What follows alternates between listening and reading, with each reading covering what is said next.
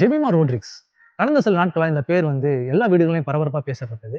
News channel, media channel, யூடியூப்ல இந்த மாரி எல்லா இடத்துலயும் அவங்க பரபரப்பா பேசப்பட்டாங்க. யாரு இவங்க? எதனால இவ்வளவு பரபரப்பா பேசப்பட்டாங்க அப்படின்னு பார்த்தீங்கன்னா, இவங்க ஒரு இந்திய நாட்டை சேர்ந்த கிரிக்கெட் வீராங்கனை.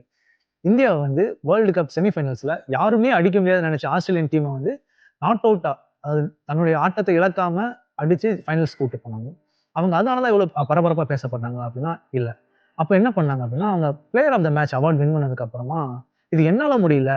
இது இயேசு கிறிஸ்து தான் எனக்கு சாதிக்கிறதுக்கு ஹெல்ப் பண்ணாரு அப்படின்னு சொல்லிட்டு, வேதாகமத்துல யாத்திராகமம் 14:14ல இருந்து ஒரு வசனத்த கோட் பண்ணி பேசினாங்க. நீங்கள் சும்மா இருங்கள், கர்த்தர் உங்களுக்காக யுத்தம் பண்ணுவார் அப்படின்னு. ஸோ எந்த பேட்டில்ஸ பத்தி அவங்க பேசியிருக்காங்க அப்படின்னா, அவங்க லைஃப்ல அவங்க அப்பா நிமித்தமா, அவங்க ஃபாலோ பண்ற மார்க்கத்து நிமித்தமா கோ த்ரூ பண்ண பேட்டில்ஸ், ரிஜெக்ஷன்ஸ், இல்ல நெக்லிஜென்ஸ், அவங்க டீம்லேருந்து தூக்குனது, வெறுத்தது, இந்த மாரி பல விஷயங்கள வந்து அவங்க அந்த இடத்துல ஓவர் கம் பண்ணியிருப்பாங்க. ஸோ அந்த ஓவர் கம் பண்றதுக்கு ஹெல்ப் பண்ணது யாருன்னா காட். ஏன்னா வேர்ல்டு கப் செமிஃபைனல் மாரி ஒரு ஸ்டேஜ் செட் பண்ணி, அந்த இடத்துல வந்து காட் வந்து அவங்கள வந்து லிஃப்ட் பண்ணாரு. ஸோ இதுக்கு முக்கியமான காரணம் என்னன்னா, என்னதான் பேட்டில்ஸ், பிரச்சனைகள், ப்ராப்ளம்ஸ் இருந்தாலும், அவங்க வந்து கடவுள விடாம பிடிச்சு கடவுளவே சார்ந்துக்கிட்டாங்க. கடவுள் மேல நம்பிக்கையா இருந்தாங்க. ஸோ உங்களோட லைஃப்ல நீங்க அது மாரி ஏதாவது பேட்டில் ஊடா, இல்ல மற்றவங்களால கைவிடப்பட்டு, வெறுக்கப்பட்டு, ஒதுக்கப்பட்டு ஒரு சூழ்நிலையூடா போயிட்டு இருந்தீங்க அப்படின்னா, give your life to Jesus and he will fight on your பிஹால்ஃப்.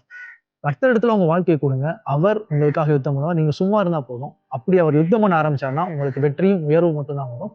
So இந்த மாரி கர்த்தரிடத்துல என்னோட வாழ்க்கைய குடுத்துட்டேன். வெற்றியும் கிடைச்சிருச்சு. கடவுள மகிமைப்படுத்திட்டேன். இதுக்கப்புறம் பிரச்சனை வராதா? இதுக்கப்புறம் ஜெமிமாக்கு பிரச்சனை இருக்காதா? நிச்சயமா பிரச்சனை வரும்.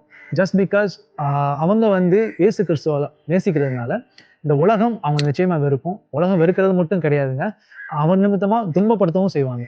அப்படி அவங்க இயேசு கிறிஸ்துவ நேசிக்கிறதுனால, இந்த உலகம் நிச்சயமா அவங்கள வெறுக்கும். இந்த உலகத்துல உபத்திரவங்கள் உண்டு. இயேசு அததான் சொல்றாரு. இந்த உலகத்துல உபத்திரவங்கள் உண்டு. ஆனாலும் திடன் கொள்ளுங்கள். நான் உலகத்தை ஜெயித்தேன். அப்படின்னா நம்மளையும் ஜெயிக்கிறதுக்கு அவர் ஹெல்ப் பண்ணுவார். ஸோ அவர் எப்பவுமே உங்க கூட இருப்பார். உங்கள விட மாட்டார். Give your life to God and he will fight on your பிஹால்ஃப். ஒருவேளை உங்களோட ஃப்ரெண்ட்ஸ் யாராவது இந்த மாரி போயிட்டு இருந்தாங்கன்னா, இந்த வீடியோ ஷேர் பண்ணுங்க.